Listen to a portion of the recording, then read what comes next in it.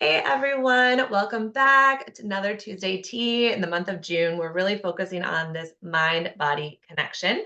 And today I have a dear friend, Whitney. We knew each other from college, it's been many years. We won't date ourselves, but it was a minute ago. But it's been so fun to reconnect over Instagram as I am super obsessed with Pilates and am now entering into my teacher certification and to get to watch her journey of becoming a teacher and building a beautiful studio.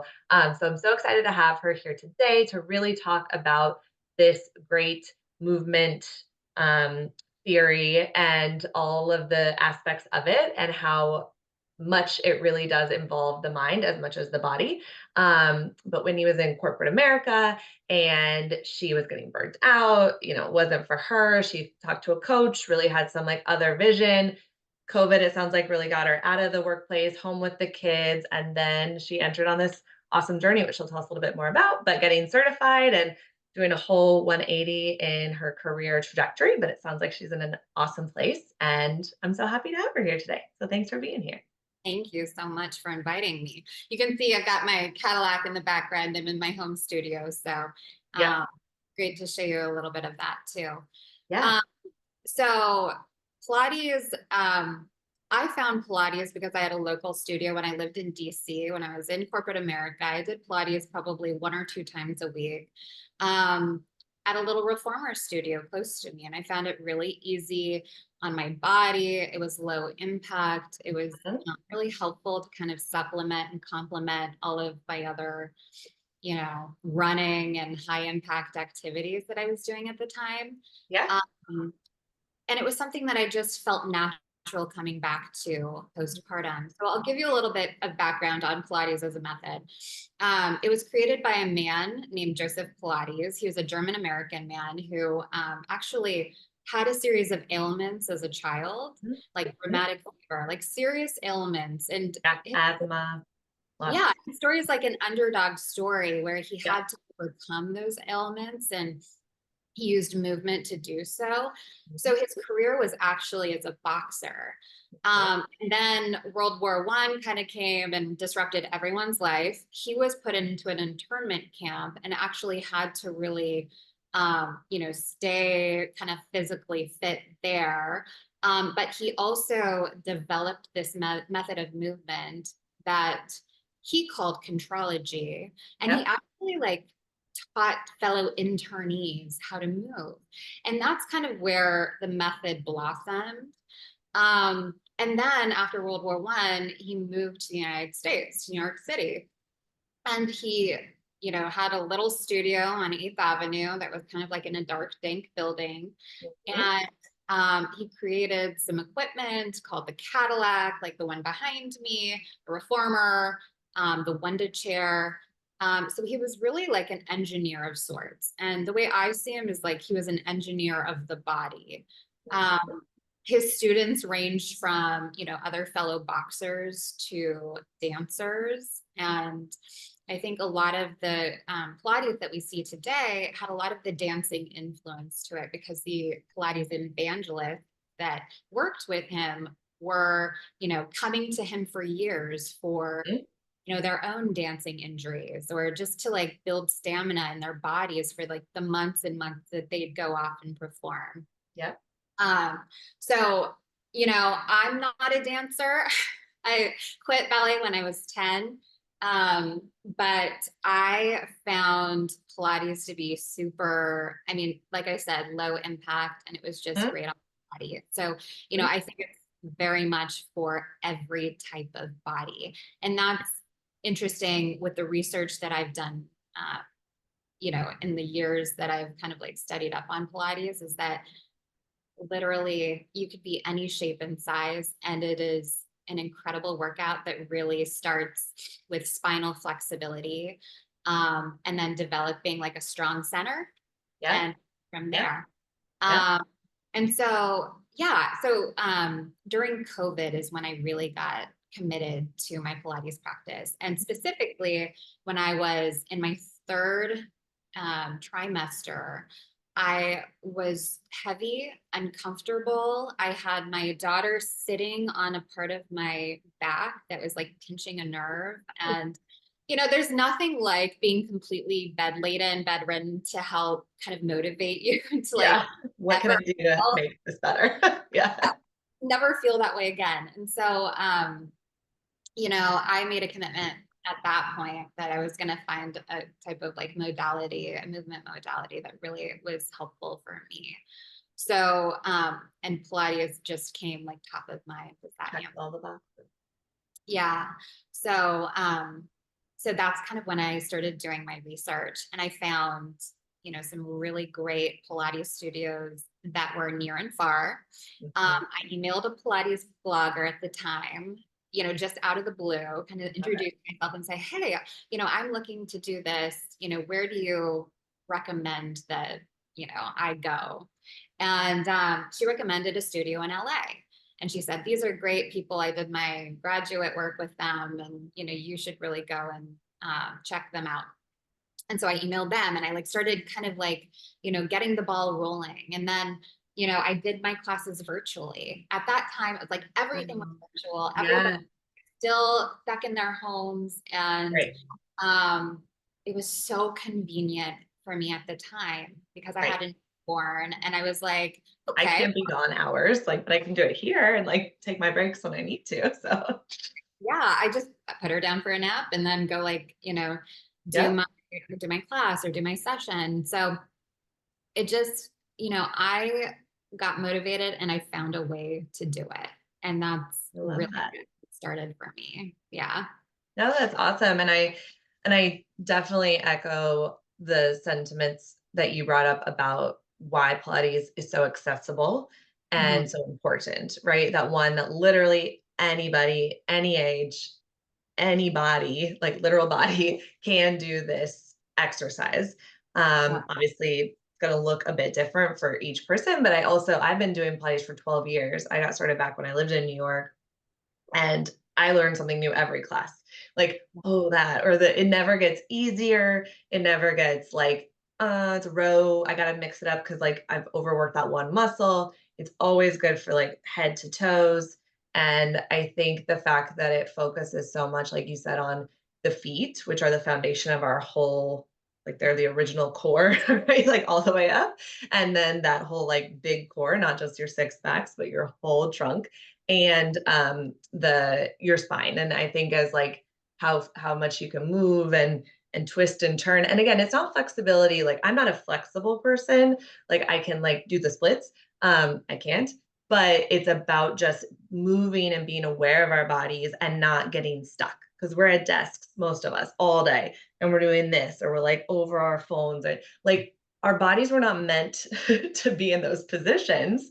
And without intentional commitment to undoing all the bad habits we do all day, we're going to age more quickly. We're going to have more injuries. We're going to have more issues and we're going to lose mobility.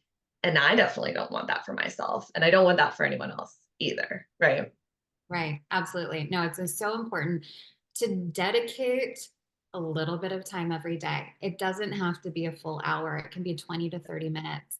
And that's where when I kind of went full force, like, postpartum, um, diving into it, I really started, 5 to 6 days a week. I decided to take 2 to 3 days in classes or in a private session. I really invested some resources to do it.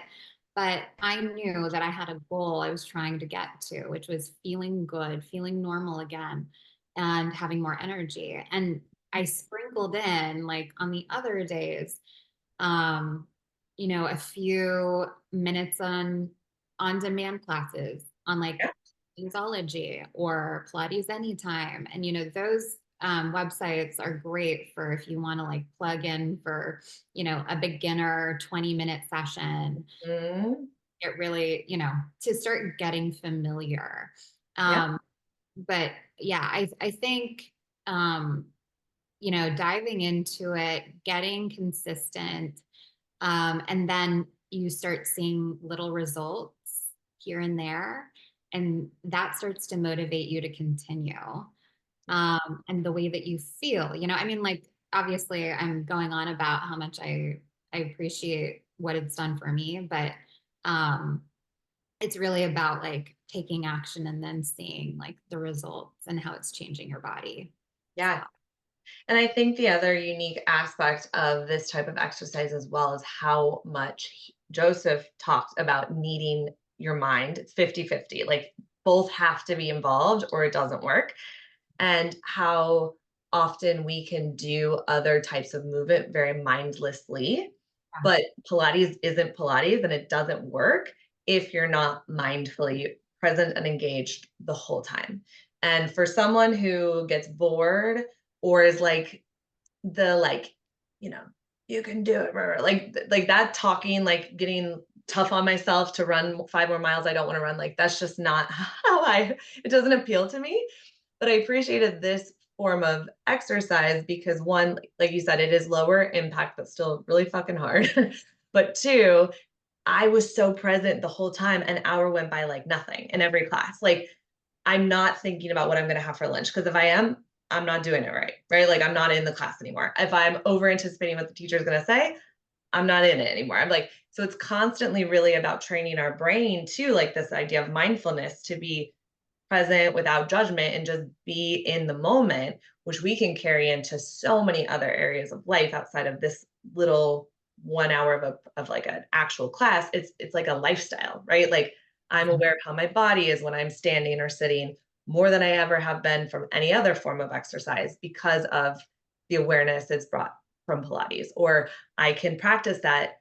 Let me come back and be present and what mindfulness really feels like in other scenarios because of how much I've practiced it over the years in Yeah. this exercise, right? So the benefits are like, it's not about weight loss or six packs. It's like, it's about longevity and feeling good in your body and being present and being aware of what's connected to what and what's going on. And it's amazing. Like, it's just like, you don't have to be a doctor to get it. Like, but you really start to understand your body in ways I think we're really desensitized or don't Mhm. think about understanding ourselves like we should, you Yeah. know? Well, I think you're right. Um, Joe Pilates wanted it to be something where you could connect your mind to your body, and that every session that he led was he was zipped, his lips were zipped. He'd give the cue, he'd give some tactical adjustments, and then he'd let you explore your body, give you enough repetition to do Feel it. exactly what he wanted to do, but Yeah. then move on to the next thing. And it was, and in that, you kind of get familiar with the different, exercises as you move through the sequence. And then you start to kind of, build this muscle familiarity with it. And, you know, that's where the connection takes place. It's like, okay, Mhm. I know now what my muscles are supposed to be doing in this exercise. I'm going to move through it and I'm going to lift and I'm going to, and but it really is, it's kind of like, it's not yoga, but it is truly something where you have to have your head connected to your body. Because when I'm teaching clients now, if I see them kind of like, and Mhm. to remind them to get back into it, Yep. plug in, Yeah. So um, it's not like yoga, but it is in that respect that you've got to be mindful of where your, Right. different muscle groups are engaging. Right. And it's so empowering. I think it just feels powerful to realize how much control Mhm. we do have over our bodies, to realize how much they can do, to realize how powerful we are within them, Yeah. and just to feel really strong. Mm. And strong can look so many different ways, but it's such a beautiful gift, I think, especially as women, to be able to tap into the strength of Yes. what our body can really do. Right. Um, and in a very accessible, again, like form of movement that doesn't have to be intimidating or doesn't require all these special skills or even special equipment. Like it's a treat when you get to use the Cadillac or the reformer or whatever else, but you can just use the floor, a mat, like it doesn't have a chair, a bed. I mean, there's so many things you can use Yeah. that you have in your home already. So it's Right. really, really like for all the people, right? It's not this like high end, bougie, special thing you have to be rich Absolutely. or special to be able to do. that is I mean, thank you for raising that point. The first year that I was, invested in Pilates during COVID. I didn't have any equipment. I was virtual with classes. I literally rolled out a yoga mat, had a couple 1 pound arm weights, and I Yep. bought Magic Circle online, which you can buy on Amazon for 35 bucks. And I was set. Yep. And with with good teachers and some like on-demand classes, you can really make a really incredible workout from that will take you, and you won't get bored from. No, right. Because I get bored of stuff. Like I'm like, okay, what's the next thing? What's the next thing? And I'm never bored, which I think is such a gift. And it's a Yeah, great supplement. If you're a runner, it helps you run better. If you're a golfer, it helps their golf game. If you like to do weights, it helps you build your core so you don't have herniated disc like my lovely husband does from not having the core strength he thought he had when he right. was lifting all those weights, right? Like it's Yeah, just such a nice addition to any other movement that you actively already participate in or are interested in as well. It doesn't have to replace or take away. It's its own thing, but it yeah. only helps, right? So And adds to that. I will absolutely say that, if I have clients, I have some clients who come in to see me twice a week, but those who are coming to see me once a week, I try to give them homework. I don't want to like make it like a regimented thing, but Right. I, I do say like, listen, I want you to practice this at home so you come back next week and we're able to move forward and like progress in your practice. So go home, do these exercises, do some wall, do some, magic circle, some Yeah. balance, and then they can take that home and then tell me about it the next time when they come to see me. And that, I think in that you don't have to be taking 4 or 5 classes a week or 2 classes a week. No. You can study on your own, in Mhm. a self-led way. And Mhm. it makes it super accessible. I think, classes, if you have a studio that has a small intimate class setting, that can be hugely beneficial because you've got like, 4 or 5, 6 reformers, and then the teacher can actively come and, use The their hand corrections and or whatever, and that's really, if you can support a small Pilates studio Mhm. way, like I say, like, do take 1 to 2 classes a week and then, supplement with your own Yeah. self-led. Yeah. Yeah. So what would you say to people who might have some pushback, like, "Oh, I don't have time," or "It feels like a lot of work," or "I'm intimidated." Like, what are your little tips and tricks of how to we've hopefully we're opening the door and piquing interest, but how do you help your clients, like, stay engaged, or what do you tell people of how to dabble into this in a way that feels like there's longevity to it, right? It's not just a fad they're gonna get rid of. Yeah. Um, there's so much longevity to it. Go to Instagram and look at these 90-year-olds who are doing Yes, Pilates they're and incredible. simple, right? But in order to get started, like I said, like I think it takes honestly 60 days to build a habit. And I know that sounds like a long time. I mean, not Mhm. anymore, but like, it Yeah, does. yeah, I mean, yeah. 60 days to consistently practice, but then a habit builds and then it Mhm, becomes ritual. And a mhm. ritual is something that you practice every single day and you can't live without, right? Yep, Without doing. yep. Um, the other point I'll make is that for mothers who have young kids, I mean, like our biggest excuse is that we don't have any time. Well, I will say that when you make time for yourself and your health, then you will give back exponentially in the energy that you have and the ability to focus on your kids and your family and your job and career, whatever. So I know it's so easy to sometimes say, like, well, I'd rather sleep in, or Yeah, I don't, I'd rather go get lunch or something like with friends or whatever. You've got to give back to yourself before you can actively give back and pour into others or pour into your career. So whether you're a mother or whether you're just working, a job that you're very busy in, mhm, make time for yourself first, and I promise it will pay you back, in dividends. yeah. And just in my training too, my teacher was saying she lives on like the Miami, everything's high here. So she lives like on the 20th floor. And she's like, so the elevator ride the whole way down, she just does heel lifts. And she's I like, love I'm doing that. footwork in the elevator. It's about a minute. Like, I don't want to just stand here. So I'm going to do like some footwork or whatever else. And so there's so many ways I think Oh, we miss opportunities to just mindfully move our body in a helpful way, or even get a standing desk, or even like yeah, create a space where you can stand for part of your day if that's possible, or just little stretches here or there, or be just like I watch myself in the camera all day talking to clients. I'm always aware of my posture. It's easy. I could be like this all day, but I'm like, use this as feedback to be like, okay, at least I'm gonna like think about that, right? And that's yeah, not my workout for the day, but it's some I'm doing something good for myself, you know? So it yeah. doesn't have to be like crazy. It can just like help yourself just by doing the normal stuff you do every single day, you And, know? and I will say, like, the best feedback from clients is when they're like, yeah, I've started noticing my posture. I roll my shoulders back now. I stand taller. I'm like, yeah, that's like the Yes. confidence that comes when you start improving, your posture. And, it's just like the natural, like, benefits that you get Yeah. um, from being a little bit more in tuned. Yeah. So, No, it's as you can tell, we're both obsessed. We want you to be obsessed too.